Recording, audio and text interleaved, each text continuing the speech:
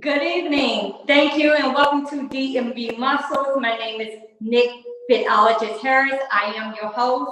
We would like to welcome Jonikka Parker. She is the CEO of Main Attraction Divas. Hey, Nikki, thanks for having me on. Awesome. I'm glad that you were able to chime in today. Okay. How did you actually, let me just jump in right into this. How did you start off with Main Attraction Divas? And just give us a little background of your bio and, from the time that you initially started, like years ago, like if you, like 5 years or, 10 years old, how did you actually start? Okay, so I started dancing when I was 3 years old. I'll be 34 this year, so that is 31 years of dancing that I have been participating in. I've done ballet, tap, jazz, modern, hip hop, African, majorette, gymnastics, all styles and type of dancing. And that has always been my passion, my go-to, my outlet. Dance is just like a number one thing to me. So I've always told my grandmother that my dream was to open up my own dance studio. I didn't know how it was going to happen, when it was going to happen, who it was going to happen with. I had no idea. I just knew that that's always been my dream. So I was, catching up on Dee for L, one of my sisters, and as we watched the show, she was saying, "Well, you keep watching these shows, Jojo. Why don't you just start your own thing?" And of course, it's scary in the beginning because you don't know which route to take, but that is where the seed was planted. And from that point forward, MAD was created. Me and my grandmother went forward with the proposal, and now we have a dance studio, Main Attraction Studios. Wow. Okay. So how many girls do you have on your team and what are their ages? What are the ages of the girls? Right now, we have 35 active members, and their ages are my youngest is 3, and my oldest is 17. I have 2 who are actually graduating out this year. Congratulations to them, Delaney and Braylon. They will now be entering into college. Oh, wow. Congratulations to the both of them. So, my other question to you is how do you actually pick your girls to be a part of the team? Okay, so they have to go through an audition phase, and pretty much we just look for them to have potential. A lot of girls want to dance, and they may not have the background or the criteria to actually come in as an advanced dancer. We as coaches train them if we see that they have potential and that they want to do it and they're excited and they're at least trying to pick up on the steps. That's how we choose our girls to be on our team. We're not really too hard on them as far as joining because, like I said, everybody comes in on different levels. No, do you break them down into groups? Like, do you have your juniors and your seniors, and do you have your mini me's?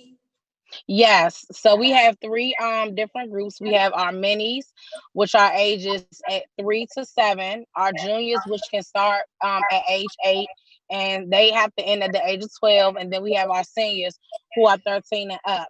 But even though we have our groups broken down, if we feel that a child is like achieving above the level that we are expected to them to be at that age, we don't hold our kids back. We'll move them up to the next level. Okay. So, when do you actually do your audition? Like, is it a certain time of the month or year? How does that work? And then after the season is over, do you do like summer camp or anything like that for the kids after the season is over for the girls? So for our seasons, I usually do it per season. So we had a fall coming, we'll do like a fall season audition. If spring is coming, we'll have a spring audition. For the summertime, it'll usually be after the entire summer is over. When they're getting ready to start back school up is when we'll have our other auditions. We do offer summer camp. Unfortunately, this year because of the COVID situation, I'm not sure if we're going to do it this year. But for the last 2 years, we have had summer camp for the kids. Okay, and I know that COVID-19 has affected a lot of people in their businesses. So how have you been, how have you been dealing with this? I'm gonna just be very frank with you. It's been hard. It's been really hard. It's been pretty tough. It's been emotional, but at the end of the day, I've told myself as well as I told the girls and their parents during situations like that, we have to learn how to pray. We have to stay calm and figure out what we can do to help the girls continue their dance careers with main attraction. Continue to like I said, we give them classes on technique, we give them classes on stretching, we give them classes on even choreography so that they learn how to retain choreography and working on their memory. So we've been trying our best to hold it together. But I can say that as a MAD family, we have been supportive now for each other so that we're able to move forward. Now, are you doing virtual like dance classes? Yes, we have gone virtually. We have class right now on Tuesdays, Wednesdays, and Thursdays. Next week we'll be going on our break in observation of the Memorial Day holiday. And when we come back, we've actually broken the kids down into different groups by their skill level so that we're able to tap more into what they need moving forward. Okay, so if someone is interested in joining the team, want to bring their children on to Main Attraction Divas and do a tryout, what is your audition fee and do you have packages? How does that work? So for our audition process, they do have a packet that they have to fill out when they arrive. It is our audition questionnaire. The reason why I put that in place is just to make sure that they're not joining for conflict of interest. There are a lot of majorette teams out here, and sometimes you run into those families who just want to try different teams. And the way that we're set up is that we are set up for the full dance school year. We don't just do it month by month. So whoever joins the team at that time will have to finish out the rest of the year. So we just have those audition questionnaires in place for them so that we'll know exactly, what we're dealing with when the kids come in, how many teams have they been on, and I think that's good for a lot of coaches to start doing when you're dealing with dances to make sure that the families are not moving just because they want to move around. They're actually moving because they're looking for somewhere to call home. And that's something that I think is important again for the audition phase. Our fees are usually range between $15 to $25. It depends on which season they're auditioning in. I know that around the winter time is when the kids, are going back to school, they're school shopping, they gotta get supplies. So we kind of just based off of what's going on. I'm not really a money hungry type of business. So I don't always look for let me hurry up and charge $50 for audition. And it's like make somebody pay all that money and then their kid doesn't make it. And now they look at other things, like, is this really about money or are they focused on my child? So our fees range between $15 to $25. When they come, they'll fill out the questionnaire. If we feel like that we want to move forward with them, then we'll just go from that point. Okay. And how long does a child or your team, so you have your mini-me's, you have your juniors, and then you have your seniors. So how long does it take for them to get ready for a competition?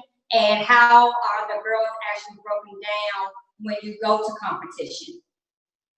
So when we go to competition, we do have them audition again because we still have our minis, juniors, and seniors, and it's pretty much based off the categories. Your categories can be field show. Field show is when you have mainly your whole team on the dance floor, and they're performing like HBCU style, like like Morgan State or like Howard, all of those HBCUs.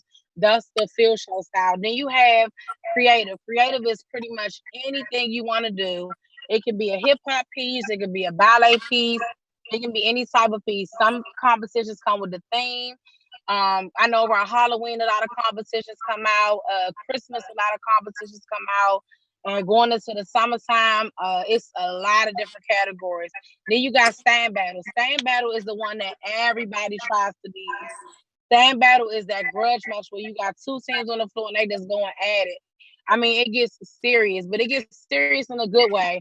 Like the girls kill it every single time. So I base the competitions off of what we do and how we prepare.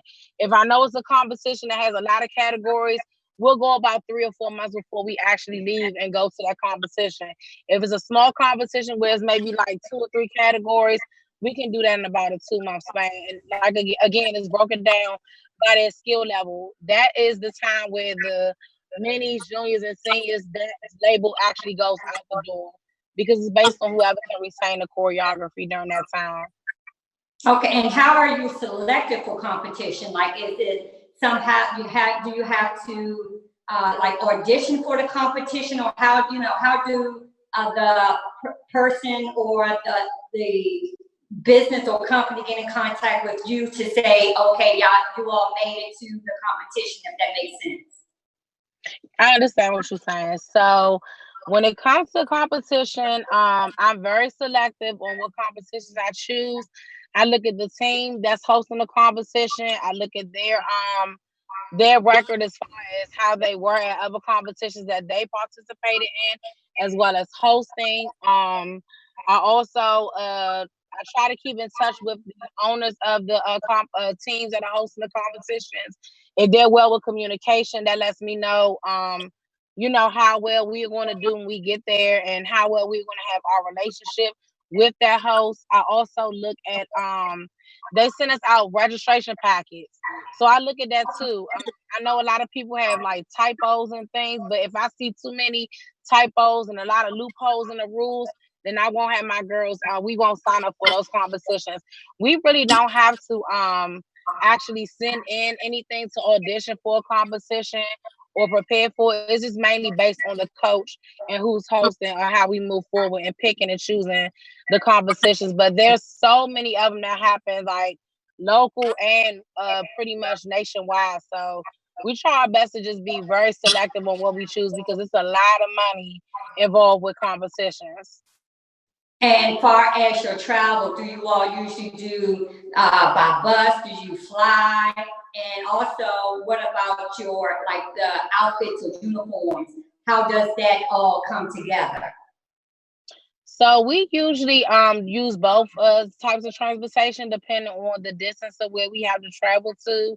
Our longest trip was on the road was 10 hours. We flew to Chicago. We've been to a lot of different places. Like I tell anybody, I prefer to travel when it comes to competitions. I think it's very good exposure for the girls. Not only that, I've noticed that when we travel to other places, they actually the respect level and the way that they go about their rules is totally different when you're in other states. And now, as far as the costumes, so I have some awesome parents and also my assistant director who helps me with a lot of decisions that I have to make. And the reason being, I feel as though when you're on a team, it's not just about you, it's not just about the coach, it's about your team as a whole. So I literally sit down with me, my assistant director, my two parent liaisons, my chief financial officer, and the captain of our team, just to come up with decisions on what we should wear for the team, because I want everybody to be comfortable when the girls go on the floor. I want them to kill it. I want them to feel like they in their best. That's another thing. When we travel, we always get compliments on our costume. They're like, "Oh my God, our girls look amazing. We got tracksuits, we got bonnets, we got spirit wear t-shirts." So we try to go all out and just stand out from the crowd. That's our goal every single time we travel. When it comes to costumes, we got to think outside the box. Okay, and my other question to you is, do the parents travel with you? Do all the parents travel with you, or do you select the parents from, for the team? All of the parents travel. They want to see their kids dance. I mean, even the dads. I've seen uncles. I've seen aunts. I've seen family come from that state, wherever they are, to come and see their kids perform. They come and they pack it out every single time. We won film festivals twice in a row because our parents come and they light it up every single time. So, okay, so how do you actually choose for, okay, so if I'm a parent and I want my child to be on the dance floor for one particular set, and my child's not chosen for that, and I'm expecting them to see them on the floor, how do you deal with those type of situations? Well, we let the parents know ahead of time, how we're going about the competition, so they know what they're preparing for. We let them know when we're going to have audition dates. We let them know, exactly who's getting picked for what parts to do. Most of the time, I know the kids, sometimes they do get disappointed, but like I told them, when you come into the real dance world, you're not going to get picked and chosen for everything. You have to work hard to show your coach that you can do it. The coach is not going to stand there and babysit you and hold your hand. We're going to give you what you need. If you focus and you do what you're supposed to do, then automatically you'll be selected. But if you slow poking and half stepping and you're not coming to practice, you're not showing up, your grades look like poo, then you already know you're going to be on the sideline with an MAD shirt on, waving out in the crowd, cheering your team on. I don't believe in them still not supporting, even if they're not chosen. And we do anything based on favoritism. Even with my own sister, who's the captain, there's no favoritism at all. They all get the same treatment because I want them to be prepared when they go out here and audition for these other places, these high schools or other dance teams, or when they, graduate going to college. You're not always going to get selected, so you got to make sure you put your best foot forward. Okay. And I know that you opened up the studio in 2016, how many competitions have y'all actually won? And then if you go into the competition and it's a big disappointment and you don't win the competition and you don't get the trophy that you thought that you was going to get, how do you prepare your team for that? So what we do is we have a thing called a lock-in that we do the weekend before competition. And what we'll do is we'll let the girls, bond. They'll practice all night long. And either that night or the next day, we'll have somebody come in like a motivational speaker and, speak on self. We know that every competition that we go to, it's not guaranteed that we're going to win, regardless of how much research we do, how much practicing. You're not going to win them all. And I teach them that all the time, because even when I was little and growing up and I was competing, I didn't win every competition. I didn't always get first place. I didn't always get grand championship. But they have to know within themselves that you are still a winner because you got up, you got out there on that floor and you did it. No matter how hard them teams come, you still went out there and did it and you fought for it. That's winning enough for me. Is the fact that you did it. That's exposure for you. You never know who saw you on that dance floor. You never know who's sharing your videos. Even now to the point we did Beyonce. We did a remake of her Homecoming, and that was in North Carolina. Yes, we came home with grand championship, but a few days later, our video was posted by Beyonce's mom. Wow. She reshared our video. Yeah, so I tell them these are the things that you got to make sure that you're paying attention to. It's not always about bringing a trophy home. Sometimes it's about you just getting up and doing it. Every performance is not going to be a competition. Some performances are just for you to support other people in the community, support the host of the competition. You just never know where it might take you. So I just try my best to prepare them mentally and physically and just let them know, yes, we're going to shed some tears, but you did it. And that's not a reason for you to give up because you did not win. You're not going to win every single thing. It might be a million no's, but that one yes might be the best yes that you get.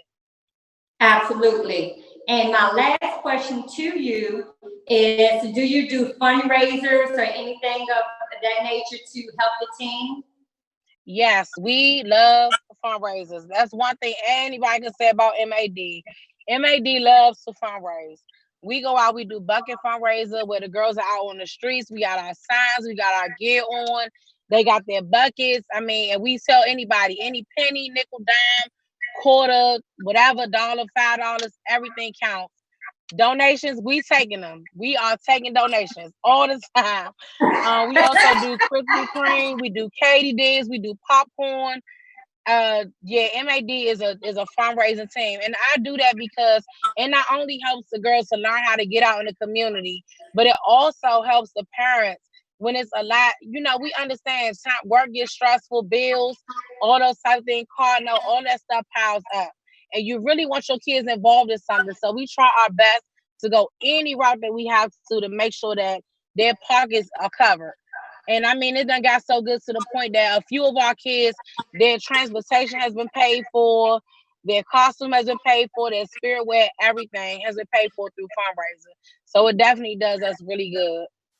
Okay, that sounds wonderful. how can people reach out to you, and also where you're located? So if someone look you up, they can call you to ask you any questions, or if they have a child, nephew, niece, cousin, you know, a friend that wants to join a team, how would they go about reaching you? Okay, so we have a website, which is www.mainattractionstudios.com. We're also on Facebook and we're on IG under Main Attraction Divas Dance Team. My email is mainattractiondivas, DIVAZ 2016 at gmail.com. And also, I can be reached by phone 301-523-1880. And we are located in Temple Hills, Maryland. Everything is on our websites. We're also on YouTube. If you ever want to see the girls perform, any type of performances, video shoots, everything that we have done, we share. From the time we started all the way up until now, which is our 4th year. So you'll find us. Just type us in on Google.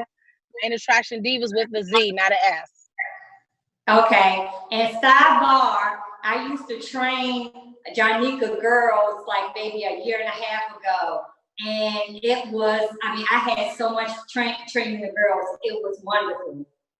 Yes, you did a really awesome job with the girls, and we really appreciate you coming in and work with them. You worked those girls out. I still got videos on my phone. I'm like, Lord, Nikky was not playing with them. So we are looking forward to bringing you back onto the team. You know, when the studio open back up, I'm like, y'all need to see Nikky. Y'all have to go to Nikky ASAP. Thank you so much for chiming in today and giving us, you know, the history of Main Attraction Divas. And I hope that we can have you back on DMV Muscles very soon. Yes, indeed. Thank y'all for having me. I appreciate you guys. And if anyone is interested in knowing about myself or even Coach Nikky, we are both on Facebook. Believe me, she's awesome. I work with her personally myself. She's my trainer. She is awesome, awesome, awesome. And I'm so glad that you all chose me to be on the show this evening. You're quite welcome. So we will see you soon look, after this COVID-19 is over, we will see you soon on the next episode.